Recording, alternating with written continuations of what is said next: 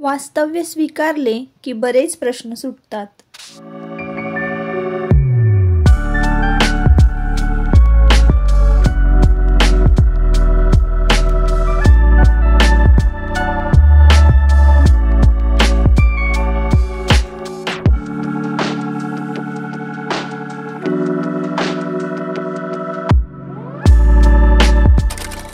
Hello नमस्कार, मी सुप्रिया आणखी एका नवीन व्लॉगमध्ये आपलं मनापासून स्वागत करते।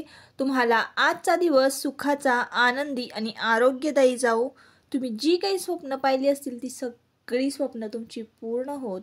त्याचबरोबर शुभ सकाळ सर्वांना। पहाटेची वेळ आहे, नुकतंच उजाडलेलं आहे आणि माझी मॉर्निंग चालू झालेली आहे। मॉर्निंगचं रुटीन जे आहे मी नेहमीच तुमच्याबरोबर शेअर करते आणि अगदी कसंही साधं सिंपल रोजचं तेच जरी रुटीन असलं ना तरीसुद्धा ते मी तुम्हाला बघायला आवडतं, म्हणून मी आवर्जून तुमच्याबरोबर शेअर करते। तर हा जो व्हिडिओ आहे ना ताईंनो, गेल्या शुक्रवारचा व्हिडिओ आहे। 2 ते 3 दिवस मी ना आपल्या चॅनलवर कुठल्याही प्रकारचे व्हिडिओ अपलोड नाही केलेले। त्याचं कारण असं आहे की माझी तब्येत बरी नव्हती आणि आता मागच्या शुक्रवारचा हा व्हिडिओ आहे। तर मग मी जसं शूट केलेला आहे, गुरुवारचा जो व्हिडिओ आहे तो तुमच्याबरोबर शेअर केला आणि शुक्रवारपासून मी व्हिडिओज टाकले नव्हते। तर म्हटलं चला सिक्वेन्स वाईज मी जे काही शूट केलेले आहेत तर तेच म्हटलं चला सिक्वेन्स वाईज तुमच्याबरोबर शेअर करावं, म्हणून तुमच्याबरोबर हा शुक्रवारचा व्हिडिओ जो आहे तो मी शेअर करत आहे। तर शुक्रवार, शनिवार आणि रविवार हे 3 दिवस की नाही एकदम मस्त छान व्हिडिओ मी शूट केलं, पण एडिट करावं आणि एडिट करून अपलोड करायला होत नव्हतं, म्हणून मग हे जे व्हिडिओ आहेत ते पेंडिंग राहिलेले आहेत। सोमवारी नागपंचमी होती, त्याचासुद्धा व्हिडिओ छान असा शूट केलेला आहे, पण हळूहळू तुम्हाला ते व्हिडिओ येतीलच। पाहिजे तर एकाच दिवशी 2 व्हिडिओ अपलोड करण्याचा मी प्रयत्न करेन। तर असो ताईंनो, इकडे बघा सकाळी सकाळी मी शुक्रवारी उठले होते ना, तर त्या दिवशी बघा इतका पाऊस, रात्रभर पाऊस पडत होता आणि सकाळीपर्यंत सुद्धा पाऊस पडत होता। म्हणजे आमच्या घरासमोरचा डोंगर आहे ना, त्यातनं खळखळ असं पाणी वाहत होतं आणि ओढ्याला सुद्धा पाणी आलेलं होतं। इतका इथं मी राहते तिथं गारवा आहे, अक्षरशः कान जे आहेत ते सुन्न पडतात आणि कंपल्सरी दिवसभर पायामध्ये चप्पल जी आहे ती वापरावीच लागते, इतकं थंड वातावरण आहे इथलं। आणि आपलं घर एका कडेला असल्यामुळं ना वारं जे आहे ना, चक्रीवादळ कुठेतरी बघा तयार झालेलं आहे, तेच वारं एवढा जोरात दिवसभर जे आहे ना सुटलेलं असतं वारं। तर वाऱ्यानेच बघा कपडे जे आहेत ते बाहेरचे वाळलेले असतात, पण त्याला की नाही चिमटे लावावे लागतात, इतकं जोरात असं वारं असतं। आणि तुम्ही चप्पल बघत असाल पायामध्ये तर 24 तास चप्पल पायामध्ये असलीच पाहिजे, इतकं थंड असं वातावरण। म्हणजे फरशी म्हणा खालची घराची आणि ही पॅसेजमध्ये जे काही पावसाचं पाणी पडून फरशी जी भिजते की नाही लादी, ती पूर्णपणे बर्फासारखी थंड झालेली असती आणि मग लगेचच सर्दी, खोकला, अंगदुखी, ताप ही सगळं एक आलं ना, एक आजार झाला आपल्याला की हे 17 व्हायरल इन्फेक्शन आपण म्हणतो ना, तर ते व्हायला सुरुवात होते। असो, तर आता ना इकडे मी सकाळी सकाळी उठल्यानंतर आपल्या घशाला आराम पडावा म्हणून मी साधं पाणी पित असते, हळद, लिंबू हे काहीच घालत नाही। निवांत आपलं उठलं ना, जरा आज थोडा उशिराच उठलेले आहे, तब्येत बरी नाही म्हणून, पण निवांत असं उठलं ना आणि मस्तपैकी बाहेर पाणी पित बसले की नाही मोकळ्या वातावरणामध्ये, की जरा फ्रेश होतं माइंडसुद्धा। आणि मग त्यानंतर आता तर सध्या पावसाळ्यात चालू आहे, त्यामुळं की नाही पाणी हे गॅसवरच आपल्याला तापवावं लागतं आणि मग गॅसवर पाणी तापवते। आता ना पहिल्यांदा मी काय केलं, उठले आणि गॅसवर पाणी तापायला ठेवलं, कोमट पाणी करून घेतलं पिण्यासाठी। एक 10-15 मिनटामध्ये ना कोमट पाणी माझं निवांत असं पिऊन होतं ना, तोवर गॅसवरचं जे पाणी आहे अंघोळीचं ते तापलेलं असतं। स्वतःला अंघोळीचं पाणी काढून घ्यायचं आणि मग पाठीमागे आता अंघोळी चालूच झालेल्या आहेत। मग आयुष, देवांश, दादा, आजी, बाबा हे सगळे अंघोळ करतात ना, त्यांना पाणी मी ठेवून देत असते गॅसवर। 4 बर्नरची शेगडी जी आहे मला ती याच कारणासाठी घ्यायची होती की कारण पावसाळ्यामध्ये काय होतं ना, ज्यांनी सोलर बसवलेले आहेत तर त्यांच्या सोलरचं पाणी ऊन नसल्यामुळं अजिबात तापत नाही। आणि आमच्याकडं तर असं आहे ना, थंडीत सुद्धा फक्त दुपारच्या वेळेला ऊन पडतं, नाहीतर मग एवढी थंडी असते ना, दिवसभर थंडी असते, दुपारची फक्त थोडी थंडी कमी होते। तर असं वातावरण आहे आमच्याकडचं आणि धुकं वगैरे पसरतं हे तर ते तर मी तुम्हाला एका ब्लॉगमध्ये तुमच्याबरोबर शेअर केलेलं आहे। तर आता हे पाणी तापलेलं जे आहे ना ते आंघोळीला घेणार आणि दुसरं पाणी ठेवून दिलेलं आहे तापायला. सध्या तब्येत बरी नसल्यामुळे मी एक्सरसाइज नाही करत, पण मेडिटेशन मात्र मी नेहमी करते. एका व्ह्यूअर्सने आपल्याला कमेंट केली होती की तुम्ही कशी एक्सरसाइज करता आणि मेडिटेशन कसं करता सकाळच्या वेळेला, मॉर्निंगच्या वेळेला, तर ते शेअर करा. तर मी नक्कीच करेन एखाद्या दिवशी, जेव्हा माझं नॉर्मली रुटीन सगळं चालू होईल. कसं आहे ना, वातावरण जसं असतं त्याप्रमाणे आपलं रुटीन बदलत असतं. थंडीला वेगळं असतं, उन्हाळ्यात वेगळं असतं, हिवाळ्यात वेगळं असतं, पावसाळ्यात वेगवेगळं रुटीन जे आहे ते वेगवेगळं बदलत असतं. त्याच हिशोबाने मी रुटीन तुमच्याबरोबर शेअर करत असते. अंघोळ वगैरे झाली, बाहेर आले आणि हे असं छान खुलं वातावरण पाहिलं ना की मन अगदी प्रसन्न होतं. जरी थंडी असली ना तरीसुद्धा मी बाहेर जाऊन इकडे तिकडे बघत असते. उडणारे पक्षी, बरसणारा पाऊस, हे सगळं बघायलाच खूप भारी वाटतं. आणि अशाच वातावरणामध्ये ना मी सकाळी सकाळी देवपूजा करून घर वगैरे स्वच्छ करते. आणि कापूर जो आहे, भीमसेन कापूर, तो घरामध्ये सकाळच्या वेळेला जाळला ना, जे पण हवेमध्ये संसर्गजन्य जंतू आहेत ना पसरलेले, तर ते नष्ट होतात. म्हणून सकाळी सकाळच्या भीमसेन कापूर जो आहे तो जाळायचा. इलेक्ट्रिक छोटीशी मशीन येते, नाहीतर मग काय करायचं, धूप जो आहे तो पेटवायचा आणि त्याचा निखारा जो असतो ना धुपाचा, त्यावर भीमसेन कापूर ठेवून द्यायचा. छान मस्त सुगंध पसरतो भीमसेन कापूरचा. एकदा नक्की करून पहा. आता बघा, सकाळी सकाळी सर्वात आधी माझी जी रुटीनची गाडी म्हणूया आपण, ती येते स्किन केअरकडं. 5च मिनटं, फक्त 24 तासातले 5च मिनटं मी स्वतःला देते आणि स्किन केअर रुटीन करते. जास्त काहीच नसतं. सनस्क्रीम आणि मॉइश्चरायझर असतं. सनस्क्रीम मी तुम्हाला सांगितलेलं आहे, मी गौरांगी सनस्क्रीम वापरते, राहुल फाटेंचं. आणि मॉइश्चरायझरबद्दल मला बरेच जणांनी कमेंट केले होते की तुम्ही कुठलं वापरता ताई, कारण मी 1-2दा सांगितलेलं आहे व्हिडिओमध्ये, तरीसुद्धा मी तुम्हाला सांगते. ती स्क्रीनशॉट देते मी. तर हे स्क्रीनशॉट घ्या आणि सर्च करून बघा तुम्हाला कुठं मिळतं आहे का. मी तर सर्च केलं तेव्हा मला फक्त ना ॲमेझॉनवर हे सापडलेलं आहे. आणि त्याची ऑनलाईन तुम्हीच प्राईस बघा, कारण मागच्या वेळेस मी सांगितलं ना तर मला नक्की माहिती नव्हतं. तर त्यामुळं आमच्या ताईंना खूप प्रॉब्लेम झाला होता. त्या आमच्या ननंदबाईंकडे हे पार्लरमध्ये ते विकायला ठेवतात ना, तर तेच आम्हाला देतात. आम्हाला कुठून विकत घ्यावं लागत नाही. तर पण हे खूप हेल्दी आहे बरं का. माझ्या स्किनसाठी मी 2-3 वर्ष गेले वापरते ना, एक नंबर आहे. स्किन छान तुकतुकीत राहते आणि छान असं त्याचं जे स्ट्रक्चर आहे, छान वॉटरी बेस आहे, पटकन ॲब्झॉर्ब होतं स्किनमध्ये आणि त्यानंतर एकदम तुकतुकीत होते स्किन. तर बरेच व्हरायटी आहे यामध्ये, तुम्ही ऑनलाईन जाऊन बघू शकता, मी तुम्हाला देते. तर मी आधीचं जे वापरलेलं होतं त्याचं पण मी फोटो टाकते आणि आत्ता जे मी काही वापरत आहे त्याचासुद्धा मी फोटो टाकते. तर Elina naturals hand and body lotion असं आहे मी जे आधी वापरत होते ते.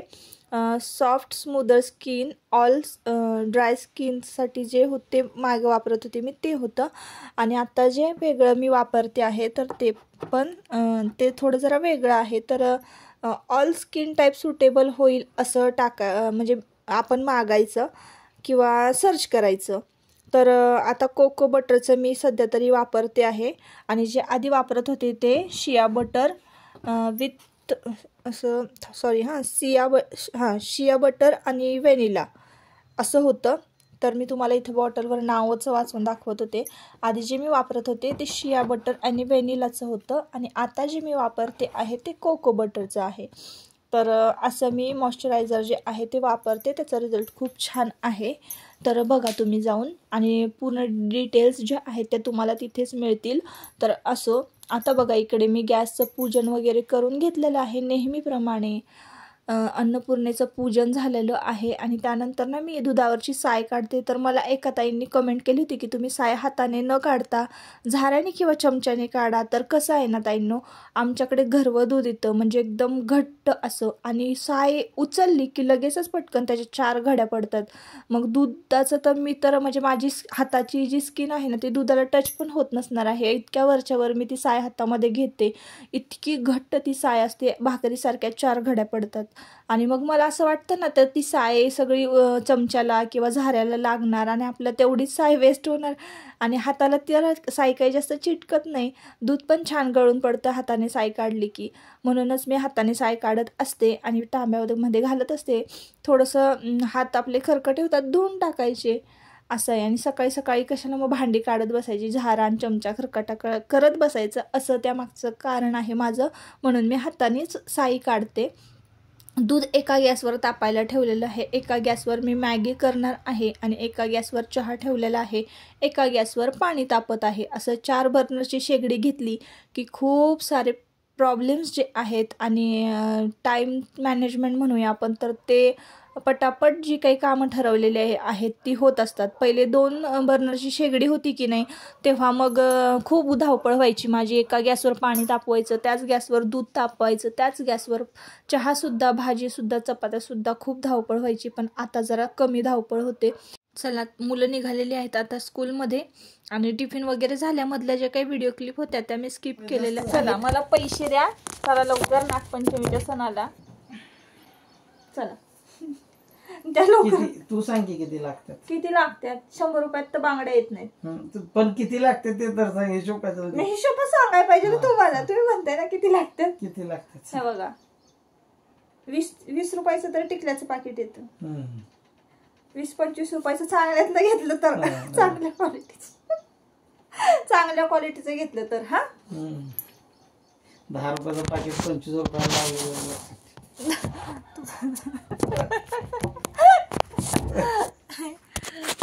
काय म्हणाले? क्वालिटी, वाईट क्वालिटी. नाही क्वालिटी सांग तू, दुकानदारी 25 रुपये. चांगल्या क्वालिटीचं टिकल्याचं पाकिट 20-25 रुपयाला येतं. हा, टिकल्याचं पाकिट घेणार मी. आणि मला काय घ्यायचं आणि बांगड्या लागतात भरायला. किती रुपयाच्या बांगड्या? काचेच्या बांगड्या महाग आहेत, तर तुम्हाला खरंच कळत नाही. 400 रुपयाला 400 रुपयाच्या बांगड्या असतात, पण मी स्वस्तवाल्या भरते. चला, 200 रुपयाच्या असल्या प्लेन आहेत ना, 150 रुपयाला येतात. खरंच बांगड्या 200 रुपये पकडतो. 200 रुपयाच्या बांगड्या आणि 15 रुपयावाला मेहंदीचा कोण. म्हणजे 25, 15, 40 रुपये. 40 आणि 200. 240. अजून ॲब्रो कितीच्या? आयब्रोजला 50 रुपये लागतात. 50 रुपये सगळं करायचं. किती झाले? 240. 240 कशी? आणि हे 15 ना ॲब्रो. आणि हे 15 नाही, 50. काय 50 रुपये? ठीक आहे. किती झाले? 300 रुपये. 10 रुपये असे सोडले, त्यात लागले कमी जास्त झाले. अजून काय झालं? मेहंदीचा कोण धरलं? चांगलं धरलं 30 रुपयावाला. बरं, चांगला भारीतला 30 रुपयाला. हा, आता झालं. नाही झालं कसं? टिकल्याचं पाकिट, मेहंदीचं कोण, बांगड्या, सगळं. हा, 300. गजरा राहिलाय की 350 झाले. 50 रुपयाला गजरा येतो. 50 रुपये 20 रुपयाला मिळत. बर, 50 रुपये दिले तुला. हा, 50 नाही. किती झाले? 350. हा, 350 रुपये द्या आता मला. अजून गावात जाऊन येते. पेट्रोल आहे ना गाडीत? पेट्रोल नाही काय. मी आता पोराला आणायचं तेव्हा टाकून येतो. पोरं आल्यावर मला जाता येईल का? जाऊन यायचं ना. तुला काय पोर मागला आता कुठल्या ट्रक खाली जाऊ नकोस म्हणजे झालं. असं कशाला बोलताय? मी एक तर कॉन्फिडन्सने गाडी चालवते. नाही, कारण काय मी व्हिडिओ बघतो ना. तुम्ही कशाला व्हिडिओ बघताय? मी पण व्हिडिओ बघूनच भीती धरली मनामध्ये. चढावर असताना आहे ना, कुठल्या मोठ्या गाडीच्या मागे उभं नाही राहायचं. ती गाडी जर रिवर्स फुटली तर चाकं बिका अंगावर जाते. कशाला मला असं घाबरवतंय? म्हणजे मधल्या पुलावरून येऊच नकोस तू. तिथं असे ऍक्सिडेंट होते मधल्या पुला. चढा नाही ना सगळं. मी कुणाच्या घेण्या देण्यात नसते. एक कडकडाचा रस्ता काटायचा. काय काय असं ना, मी तुला समजून सांगितले. काय समजून? आधीच इंटिमेशन दिली असं असं होतं, त्यामुळे व्यवस्थित गाडी चालवा. दुखापत करून घेऊ नका. ओके. जरी तुझी चूक नसली तरी यमराज बरोबर तुझ्याकडे माणूस पाठवतो. हा, मग यमराजला माझ्याकडे यायचं असेल तेव्हा येईल आणि मला घेऊन जाईल. तुम्ही टेन्शन घेऊ नका. तुम्ही आधीच कशाला सगळं हे करत असता? कुणाचं काय भाग्य लिखित असतं ते कुणाला काही चुकत नाही. कळालं ना? मग भिवूनच असं जगलं तर मग कसं जगायचं माणसाने? नाही, बरोबर आहे. नाही, तुला सांगतोय काळजीपोटी मी तुला सांगतोय. पण मी काय म्हणते, काळजीपोटी मी तुला सांगतोय. माझं काय म्हणायचंय ऐका, आपण असं भिवून जगल्यावर अगं भिवून नको. माझं काळजीपोटी सांगणं असं आहे की चूक, हे बघ गाडीची एक चूक पण आहे ना, एक चूक महागात पडती. त्यामुळं काय माहितीये का, सांगितलेलं बरं आहे. तू जरी किती कॉन्फिडन्स असेल तुझ्यात, मी कडने पण चूक नाही झाली पाहिजे. तेच ना, मी सगळीकडे बघते अशी. ठीक आहे, कधीतरी काळजीपोटी सांगतो माणूस, ऐकत जावं. मग ऐकते ना. मग मी पण आता नाही, मुद्दा तुझं मला स्वभावलंय तुम्ही असं. नाही, नाही, तुम्ही तुझं स्वभावलंय. तुम्ही मला आहे ना, तुम्ही मला काय केलंय, असले ऍक्सिडेंटचे व्हिडिओ दाखवून भीती बसवली माझ्या मनामध्ये. नाही कळलं का, तुम्ही बसवली माझ्या मनात. मला गाडी येत असताना मी चालू शकत नाही, ज्यांना येत नाही ती माझ्या पुढे आधी भोसून पळते. तसंच असतं ते, तसंच असतं. हात वाचल्यानंतर शिकते. मी काय म्हणते, कधी मी चिडले आता, हो कधी चिडले अगं, आता आपल्याला कट मारून गेलो, बोलाय नको. हे नाही म्हणत तू. हा जो प्रश्न टाकलास ते बरोबर आहे, कधी मी चिडले. मी हा प्रश्न टाकतो की कधी नाही चिडली. त्याचा बघा मारती आता तुम्हाला एक सांगते, मी तेव्हाच चिडते. एक नाही 10 सांग. नाही, मी तेव्हाच चिडते जेव्हा कुणीतरी चुकलेलं असेल. ठीक आहे, चुका शोधत बसती का दिवसभर दिवसभर तेवढं करत असती. बाई हे चुकलं, हे केलं, असं तसं. चला तर मग ताईंनो, तुमच्या दादांच्या आणि माझ्या भांडणाला कधीही फुल स्टॉप लागत नाही. आमचं कम्युनिकेशन हे असंच असतं. त्यांच्याकडून थोडेफार पैसे घेतलेले आहेत. त्यांना असं वाटलं म्हणजे की मी आता काय किती मागते आणि काय नाही, पण मला माहिती असतं ताईंनो की प्रत्येक सणावाराला ना प्रत्येक बाई जी प्रत्येक नवऱ्याकडनं ना थोडीफार पैशाची अपेक्षा करत असते, सण साजरी करण्यासाठी म्हणा किंवा असं सगळ्या गोष्टींसाठी. मी कधी तुमच्या दादांना पैसे मागितले आणि त्यांनी कधी नाही म्हणाले असं होतच नाही. आणि माझ्या पण गरजा खूप छोट्या असतात, त्यामुळे असं कधी झालं नाही की मी भरमसाठ रकमेसाठी तुमच्या दादांना टॉर्चर केलेलं आहे किंवा असं काही. अशा गोष्टी कधी होतच नाहीत. आणि आमच्या दोघांचा संसार जो आहे ना तो असाच आहे, छोटे मोठे भांडण होतच राहते. आणि असं गरजा ज्या आहेत म्हणजे एकमेकांना दोघंही खूप सांभाळून घेतो असं आहे.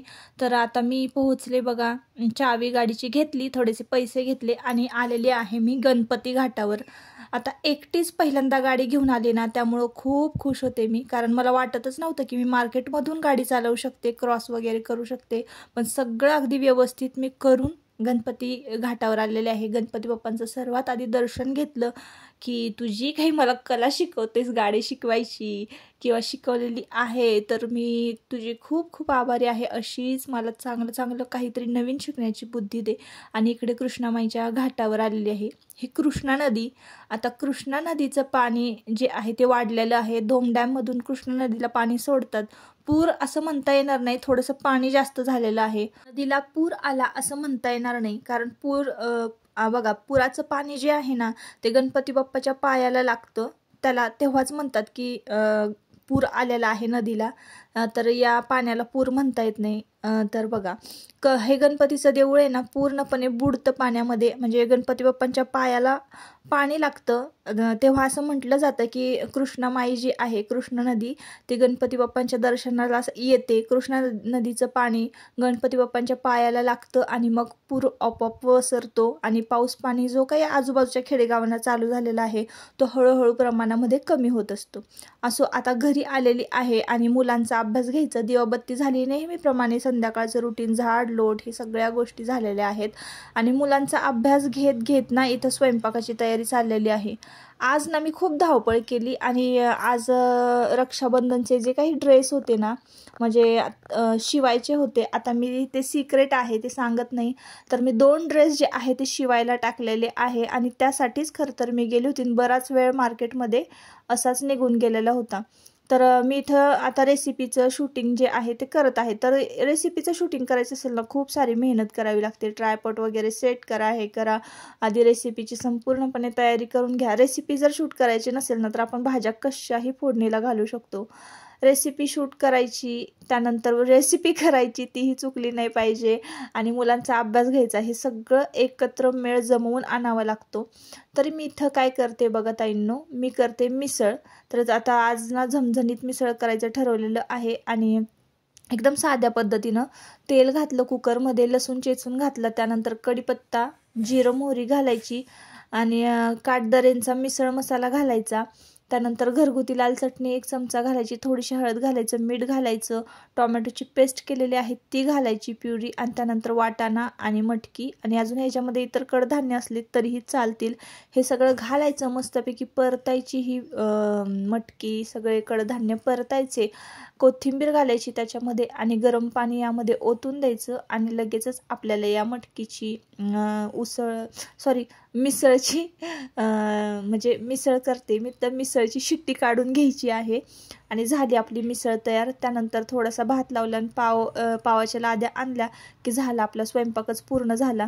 आता इकडं बघा, आयुष की नाही शाळेतून काय काय नवीन शिकून येतो, आणि त्याला सगळं जे मॅजिक जे आहे ना ते माझ्यावरच ट्राय करायचं असतं.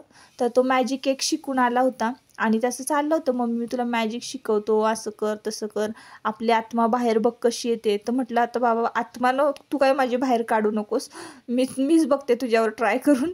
तर पण काहीही मुलं काय मॅजिक करतील आणि काय शिकतील याचा काय अंदाज लावता येत नाही.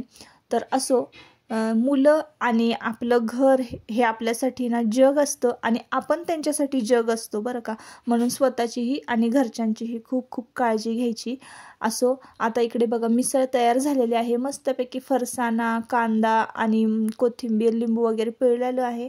मस्तपैकी जेवण करायचं, असा होता आजचा दिवस. तर आजचा व्लॉग तुम्हाला कसा वाटला मला नक्की कमेंट करून सांगा. आजच्या व्हिडिओचा आता इथंच शेवट करते.